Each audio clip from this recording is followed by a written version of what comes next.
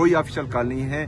جو ورکرز روڈوں پر آئے ہوئے ہیں وہ اپنی مدد آپ آئے ہوئے ہیں. انہوں نے خیبر پختونخوا کو بند کیا ہوا ہے. میں خیبر پختونخوا کی عوام سے دلی معافی چاہتا ہوں اور یہ کہنا چاہتا ہوں, یہ ریکویسٹ کرنا چاہتا ہوں کہ پاکستان تحریک انصاف پر سخت وقت ہے. ان کا لیڈر بیمار ہے, ان کا لیڈر ناحق قید میں ہے. لیڈر کی اہلیہ بشرا بی بی ان کو ناحق قید کیا ہوا ہے. تو ہم پر سخت وقت ہے. شاید کارکنان جو ہیں تھوڑی جذباتی ہوں, لیکن آپ لوگوں نے صبر اور تحمل سے کام لینا ہے. آپ لوگوں نے پاکستان تحریک انصاف کو ووٹ دیا ہے. آپ عمران خان صاحب کے چاہنے والے ہیں.